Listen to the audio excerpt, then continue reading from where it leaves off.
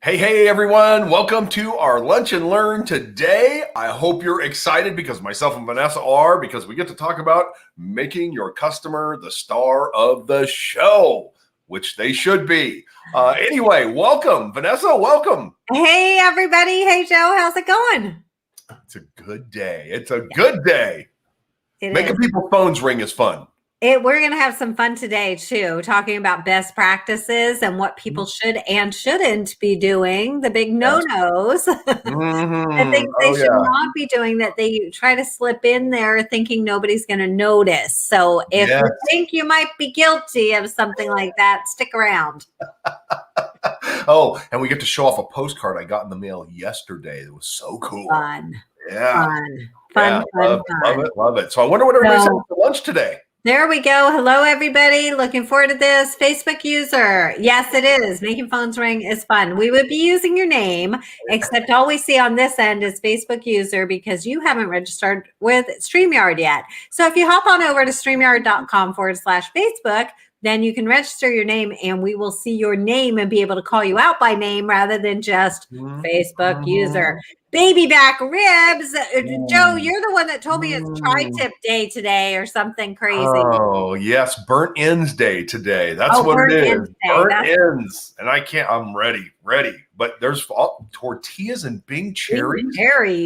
Jeez. Okay. That's a combination I've never thought of. I was just going to say, I've never tried tortillas and Bing cherries, although I do like each one. Somebody else is having coffee. I'm right there with you. Yeah.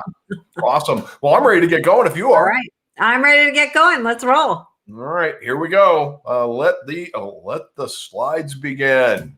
Okay.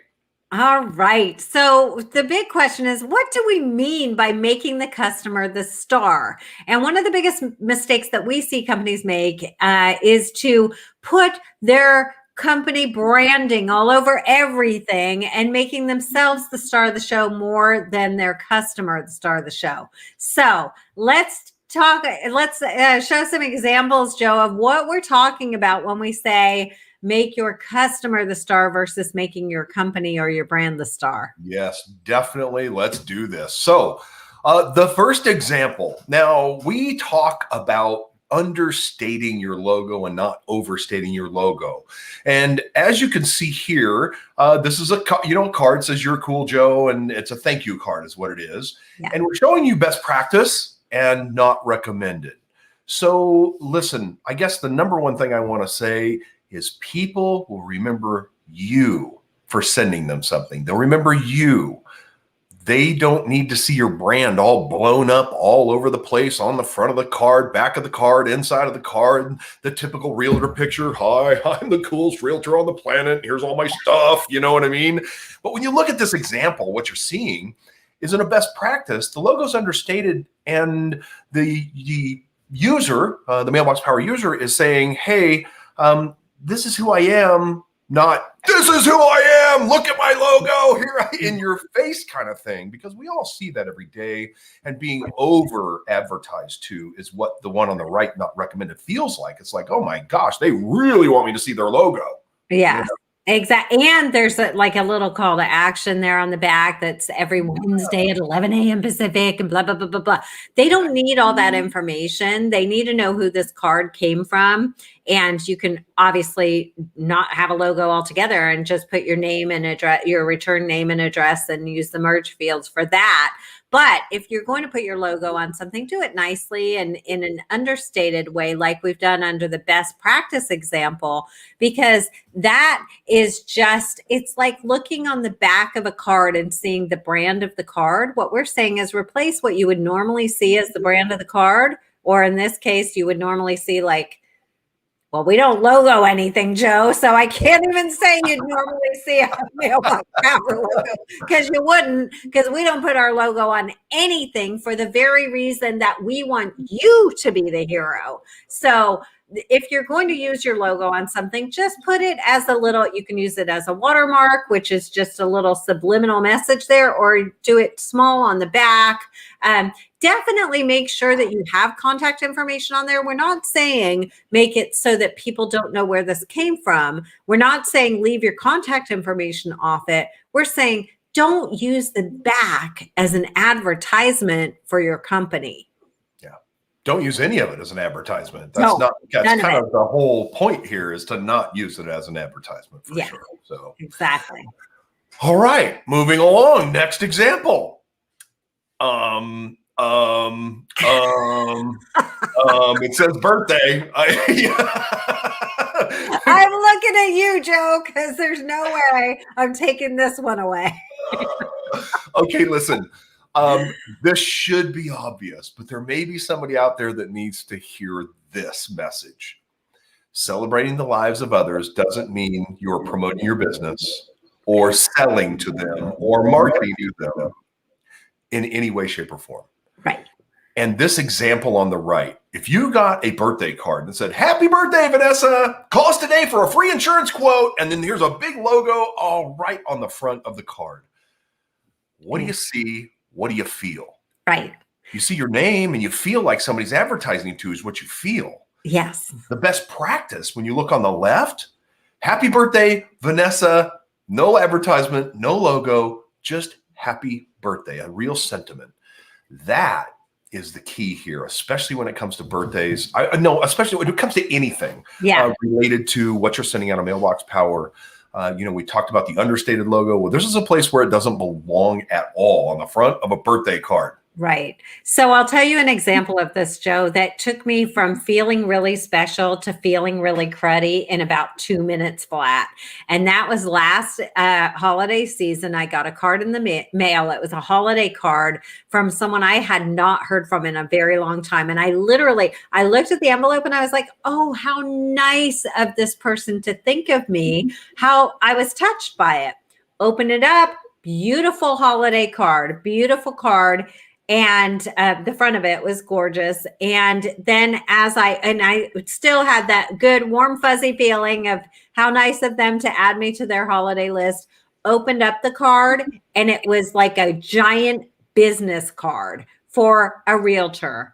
And I was so offended by it. I was like, oh, they're not adding me to, this wasn't anything personal. They weren't adding me to their holiday list because they want to develop the relationship or keep in touch with me on a personal level.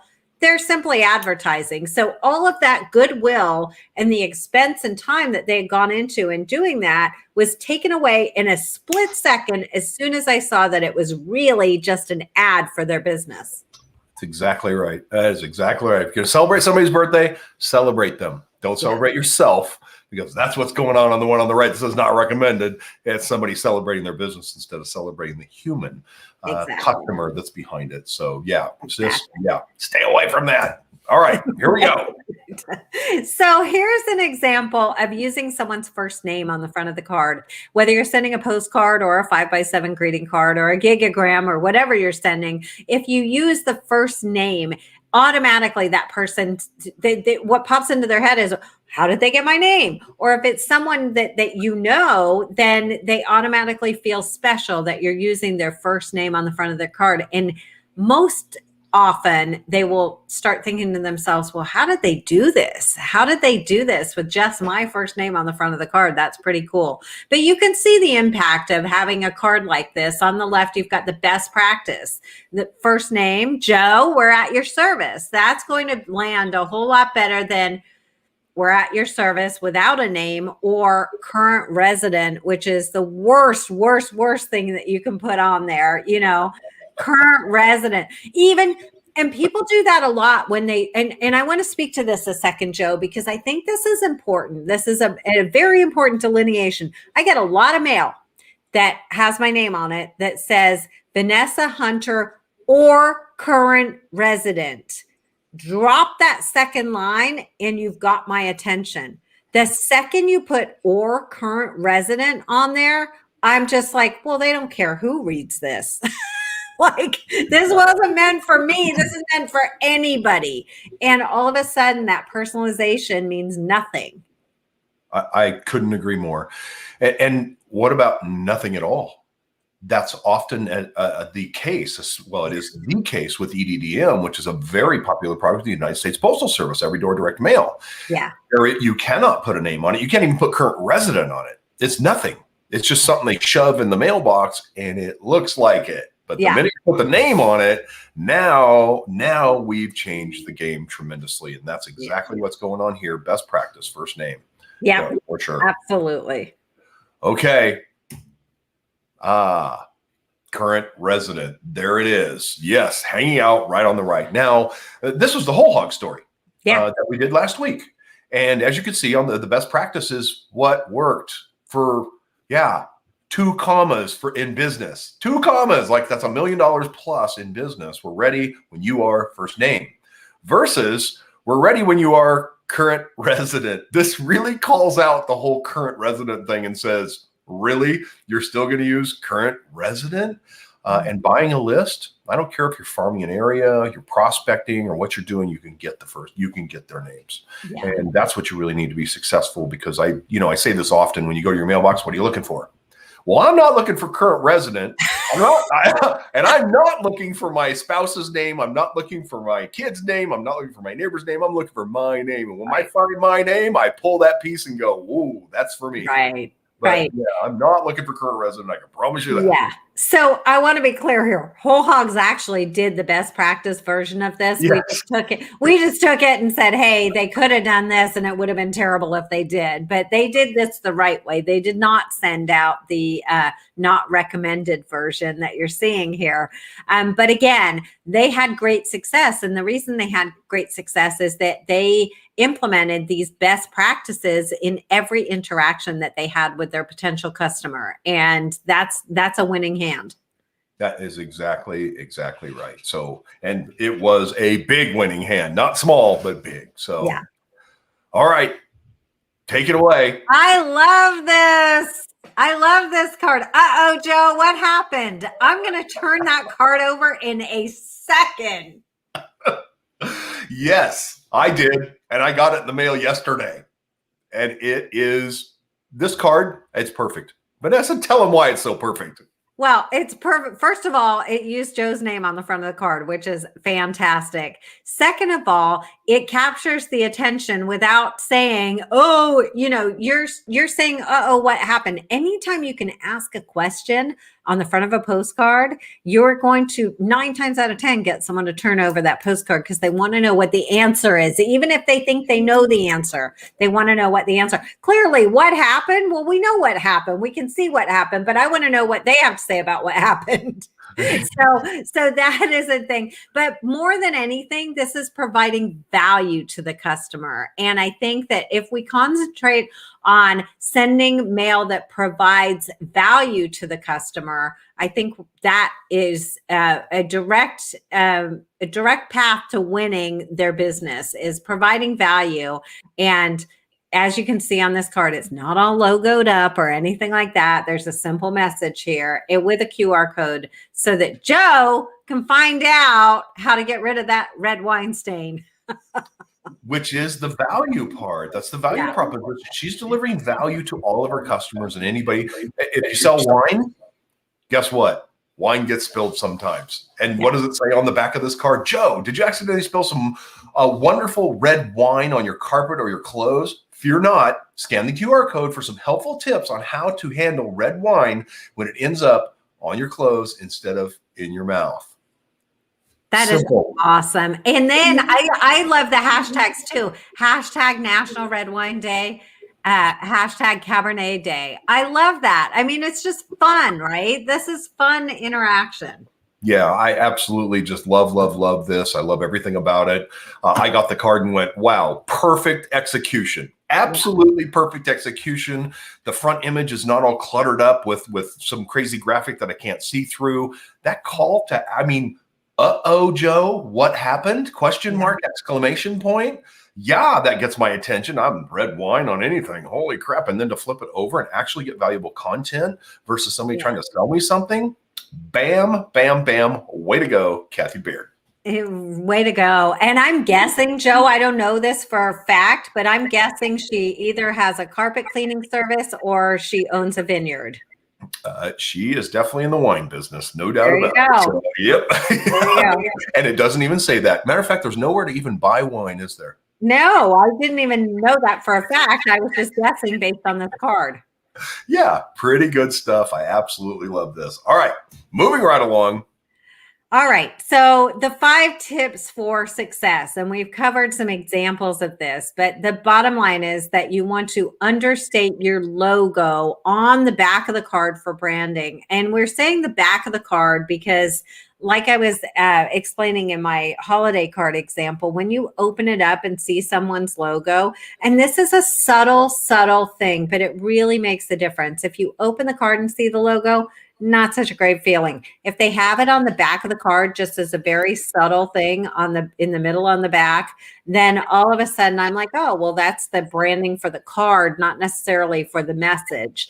So another part of this, Joe, is the huge difference between, especially as we're going into the holiday season here, between sending a card that is from your company versus having someone's name on it. So I would far rather get, I'm just pulling this example out of the air right now. I would far rather get a card, say from Mailbox Power, that says, Happy Holidays. I open it up from Joe, Jerry, Ken. I would far rather you give me the names of people than from your friends at Mailbox Power. I want to know who I'm connecting with.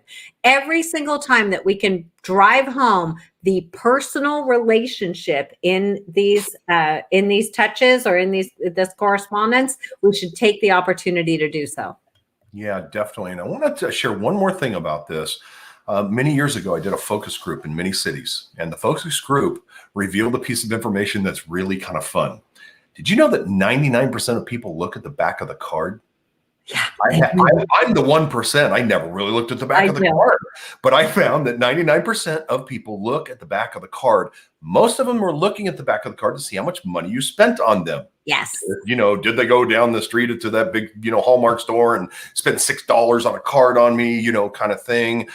But understanding that and knowing that you can class it up and just understate your logo, put it on the back of the card, 99% of the people are going to flip it over and look at it. Winning. Big win. Big, huge win. Suzanne Baker has a question. Joe, can you put that up there? Is adding a QR code with my music advertising? Only if your music is like, come and buy from me. If you're chanting a marketing message, then I'm going to say yes. But no, it's adding a QR code with your music. Unless there's an ad in your music, then the answer is no, you're providing value. I'm assuming that your music is beautiful, that it would, that you put it out there for people to listen to. And so that would be more of a value added QR code than it would an advertising QR code. Even though they might eventually say, wow, I really love her music and I'd like to get more of it, and they'll contact you. Let that all be on them. Don't put the QR code and say, hey, if you want to hear more music like this, don't do that. That's where you cross the line. And again, this is subtle, but try to give without asking for anything. That's exactly right. And I have received a card from Suzanne that had the QR code with music. Didn't feel like an ad to me at all. As a matter of fact, if you were selling something and it was in there, I had no clue. No clue. Totally missed it. But I did love the music. Thank you. There you go. So that's perfect. All right. The next thing is, don't mix a holiday or birthday message with a sales pitch. And we covered that. I think, Joe, when you are reaching out to people for birthdays or holidays or any occasion, congratulations on your marriage, your new baby, your new house, your new whatever, don't mix that with a sales pitch. Be genuine in your reach out to them for whatever that may be, without trying to pitch yourself. They're going to remember you. This is where we have to really dial in the fact that we want to build relationships, and those relationships are based on us providing value. That's exactly right. And especially when it comes to the birthday message. I mean, how often do you get something that a restaurant knows your birthday and it looks more like an advertisement than it does a happy birthday? bring this in on your birthday and get X. I might, if it's a discount, I might go there, but Right. otherwise, but I'm definitely not thinking, woo, they really care that it's my birthday over here at Chuck E. Cheese. Right. Yeah. Yeah. There you go. That's exactly right. But the fact of the matter is that kind of, you know, that is a good thing to do, but recognize that as an ad, not as a happy birthday message. Right. Recognize it as an ad. I'm going to say it again. Recognize what you're doing as advertising, not as a happy birthday message. It's very, very different. And I'll tell you what, Joe, in terms of celebration, this restaurant that I've only been to a couple of times in my life, the reason we're going this month is we have 2 family birthdays this month. And I love the way they celebrate birthdays. That's why we're going to the restaurant. They didn't send me anything asking me to come or telling me it's going to be somebody's birthday or whatever. But I love the way they celebrate people. And that is the sole reason we're going there. Love that. Now, speaking of first name on the front of the card, listen, I'm going off script for a minute, Vanessa. I'm sorry. No. All right. This happens often. This is a big deal that I just want to make sure, because I go back and I watch the presses and I see what's coming off. And unfortunately, the message is not solidified in people's mind that using the first name on a headline, on a greeting card, on a postcard works and converts. And I'm just going to share a few examples with you right here. Now look at this. Yes. Larry, if this is you, when someone asks how your diet's going, connect with us. I love it. Could you leave that alone and not flip it over and see what's on the backside?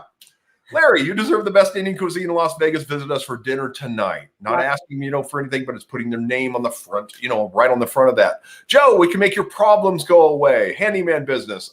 Yeah, okay. Chase, dad bod to buff dad. I mean, there's just, and then this one, what happened? Joe, what happened?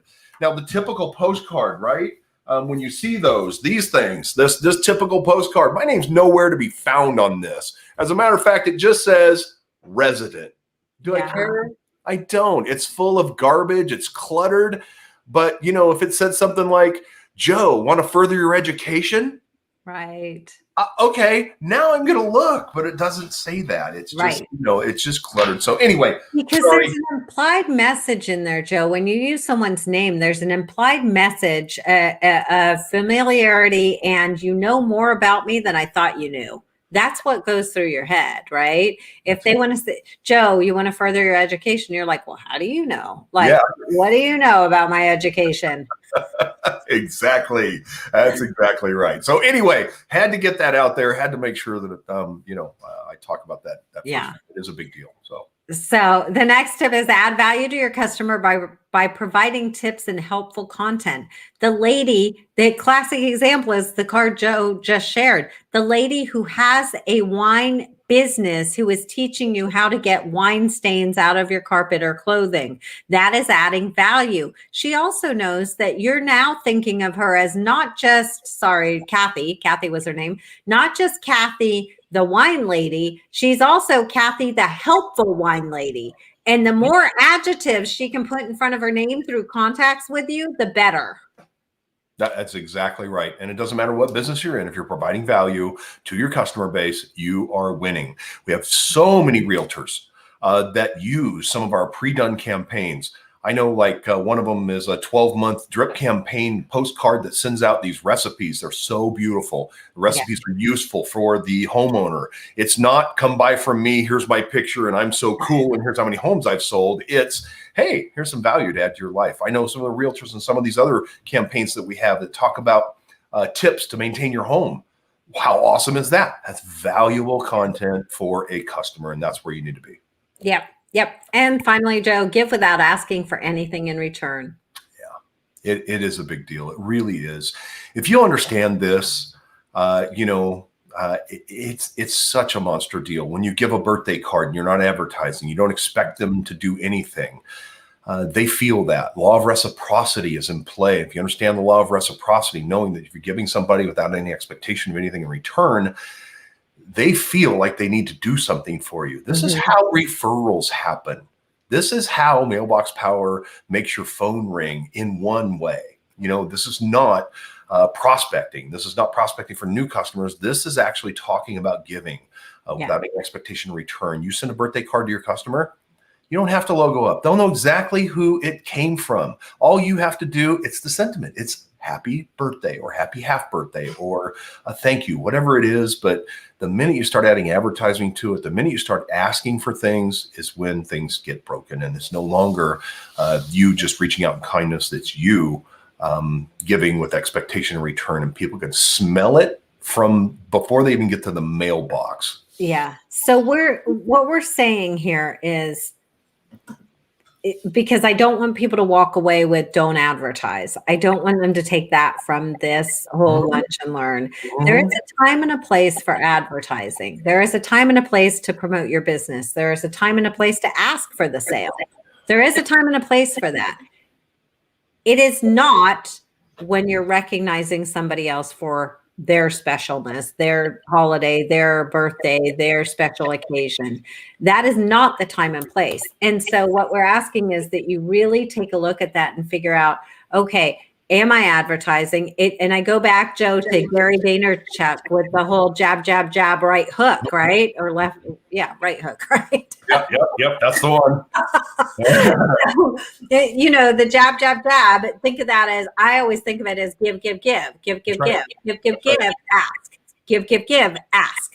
And if you can get into that rhythm, that we're not saying don't advertise. We're not saying don't ask for the sale. There is a time and a place for that, but it is not when you're wishing somebody a happy birthday. It is not when you're wishing them happy holidays. It is not when you're congratulating them on a new baby or wishing them a happy anniversary or even thanking them for their business. That is not the time. Correct. Absolutely. 100% correct. And if you'll just follow these, we've learned. It's been a long time. Myself and Vanessa have been in this space. Hey. Yeah, I'm sorry. I'm not aging us or anything, but anyway, just saying we've been around the block a few times. We've seen what works. And what we've talked about today is basically what works.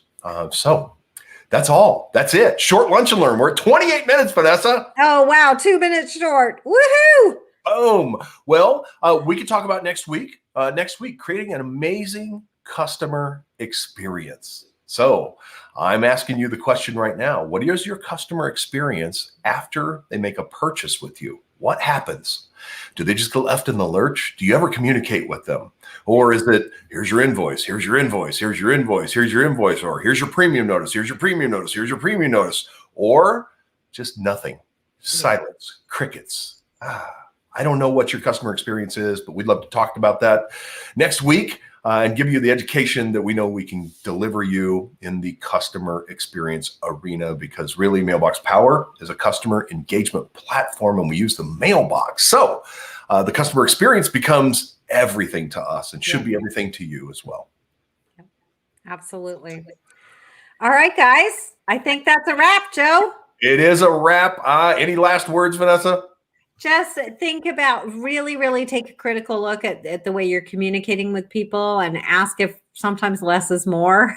And I think that if we all take a look at that, we can communicate with people in a much more intentional and direct way and make them feel great at the same time. Awesome. I appreciate it. Thank you, Vanessa, as always, for being with me by my side here on these Lunch and Learns. Awesome stuff. Listen, everybody, I hope to see you next week. If you're on YouTube right now, hit the subscribe button, smash that sucker so you can see us next week and the week after and the week after. We love you. We appreciate you. And we'll see you next week. Thanks for everything. Bye-bye. Thanks, guys.